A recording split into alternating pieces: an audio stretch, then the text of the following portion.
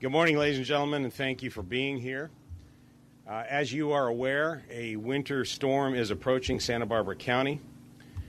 Based on the latest information from the National Weather Service and in consultation with a diverse team of emergency officials from Santa Barbara County, we are issuing a mandatory evacuation order effective immediately for the areas below the Thomas, Sherpa, and Whittier fire burn areas.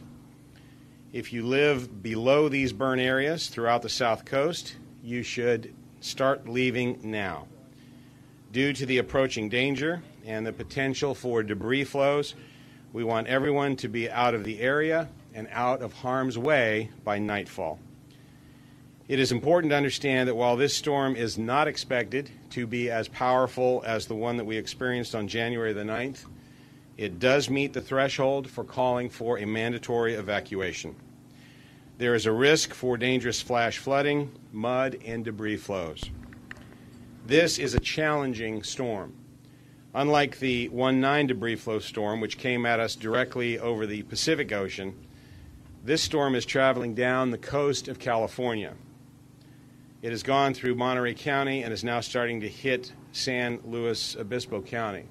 And because of its direction and trajectory, it is impossible for the Weather Service to predict exactly where it is going to hit and exactly where the most intensely hit portion of our area will be. Because of that approach and because of that situation, the extreme impact, all we know is that the extreme impact of the storm is expected to be in our area between 2 a.m. and 8 a.m. Tomorrow morning, Friday morning. At noon today, sheriff's deputies will begin conducting door-to-door evacuation notifications in the extreme risk areas. They will knock on as many doors as possible and contact as many of our community members as possible. But due to the size and the breadth of the evacuation area, we will not be able to notify everyone in person.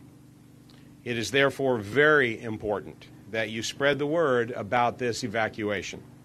Tell your family members, neighbors, and friends, and it is also important that you help them evacuate if they need it.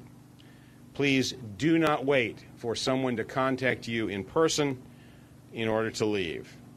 Also, for those who don't live in an evacuation area, please be willing and express that willingness to take in a friend or a family member who has to evacuate. We know that evacuations are incredibly inconvenient and stressful. We know that they are a burden financially for businesses and that they are disruptive to schools. The list goes on and on, but they are necessary. Please know that we do not take evacuations lightly. We are issuing this mandatory evacuation order because there is a risk to life and property and a risk of a disruption of critical services. The school day today will be able to be completed as normal. If your students are enrolled in after-school programs and you live in an evacuation area, or you're in an evacuation area, you are encouraged to pick them up after school itself so that you have time to get out of the area before nightfall. The school districts will be contacting parents regarding the status of school tomorrow. A Red Cross evacuation center has been set up at the Earl Warren Showgrounds. Earl Warren is also accepting large animals that need temporary sheltering.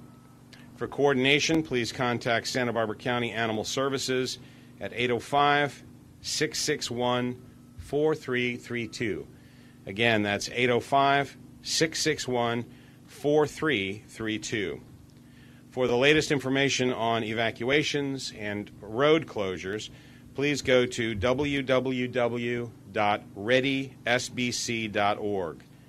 If you're at all confused about whether you are in the mandatory evacuation order area, please go to readysbc.org, where you can find an interactive map and easily insert your address, and it will let you know if you are in that area. Again, it is not our intention to cause panic. We want everyone to proceed with this evacuation in a very calm and orderly fashion. This is the first storm since the 1/9 debris flow, and we cannot take any unnecessary chances. We want everyone to be safe and to be out of harm's way. So please comply with this mandatory evacuation order. Stay vigilant, stay informed, be signed up for those aware and prepare alerts. And I thank you in advance for your cooperation and your compliance with this order. And as before, we will get through this together. Thank you, and I'll be happy to answer a few questions.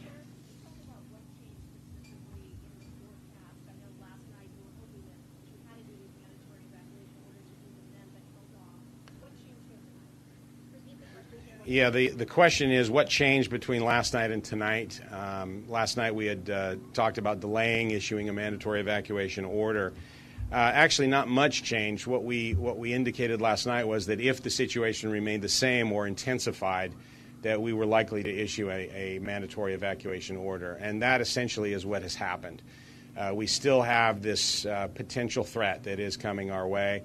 And it is right on the cusp of our protocol, but nevertheless, after consultation and discussions with the people at the Weather Service and the situation that we have is such that this team of emergency officials made the recommendation, and I concur with that recommendation that we need to effect this order. The other part of that is, as I said, this is the first storm in the wake of the disastrous one that we had on the 9th, and we just don't know how our watershed is going to react to this. We've been told that it is very precarious and very dangerous, so we want to make sure that no one is in harm's way if we have another sizable debris flow. Sheriff, can you talk about the 101 and any potential closing that may have to happen? The 101 freeway will remain open so that people can evacuate up through the arrival and onset of this storm. It will be evaluated at that point in terms of the intensity of the storm. As we get closer to it, we should have some updates in terms of the weather and the intensity of the weather. And the Highway Patrol will make that decision in terms of shutting the freeway down if we have a period of time where we get inundated with heavy weather. Sheriff, a month ago, so many chose not to leave in the state. Do you expect those conversations at the front door are going to go differently today? The question was a month ago there were a number of people who did not evacuate, and is there an expectation that there'll be a different conversation at the door today or around the community? I expect so. I expect that everyone has seen the potential for disaster that can happen for an event like this. Again, we don't want people to panic, but we want people to recognize that this is an inconvenience, but an inconvenience is better than taking a risk to your life or to a family member or a friend's life. So we encourage everyone to cooperate with this evacuation order as soon as possible. How many people are affected by this evacuation order? This area, in these 3 burn areas, the areas below them, is somewhere between 25,000 and 30,000 people will be affected by this. And that number is fluid because there are businesses and there are people that will come in during the day that don't live in those areas. We believe that in those areas there are about 22,000 residents.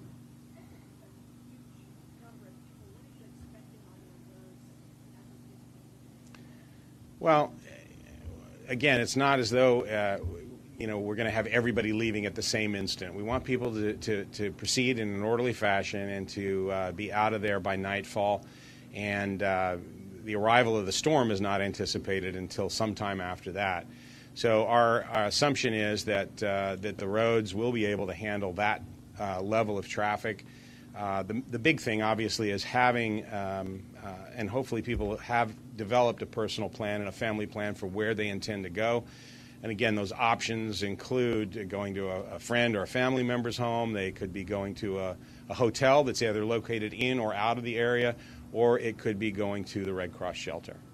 Sheriff, I know you say you don't want to panic with your residents, but how do you express that sense of urgency and also point back to the 1/9 event?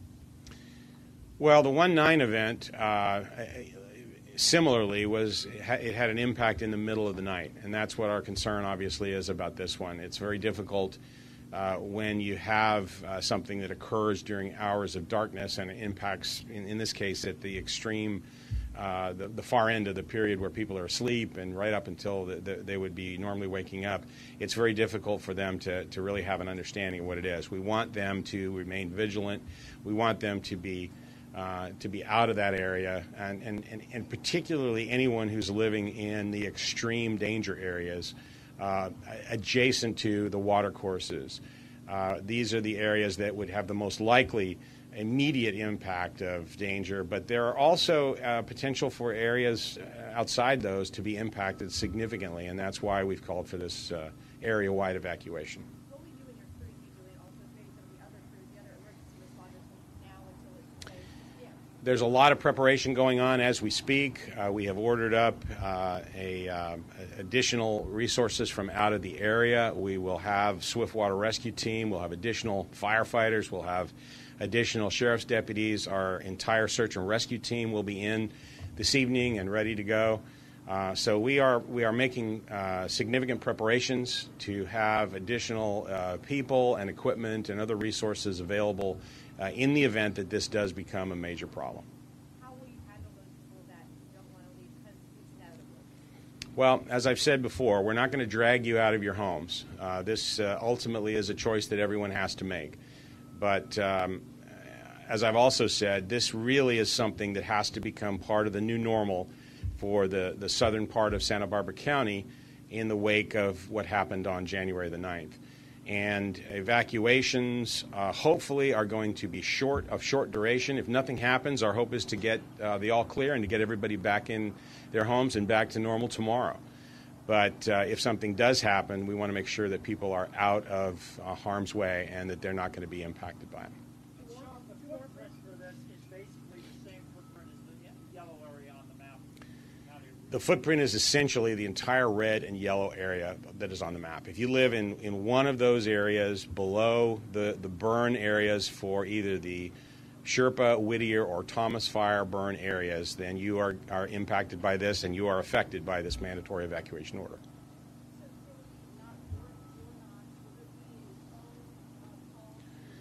The question is, will there be any phone calls or electronic notifications? Yes, there will. Because of the size and breadth of the area, we're not going to be able to get at everyone's door and knock on everyone's door, but we will be sending out extensive notices ahead of time electronically. Anyone that has signed up for the Aware and Prepare will be receiving information. It's not too late to sign up for Aware and Prepare. Go to sbc.org, sbcready.org, sbcready.org, and you can easily sign up, and you'll get updated messages on your smartphone or on your computer that will keep you apprised of what the situation is. In the event that we have an extreme event, there may be some other types of notifications, but we may not have may not have very much advance notice of that, and that's why we're making sure that we get this message out to everyone now, so there's plenty of time for them to pack up, make arrangements to go somewhere else, and then actually do that. Very nice. Thank you very much, ladies and gentlemen. We appreciate you getting this message out to everyone and being our partners in that endeavor.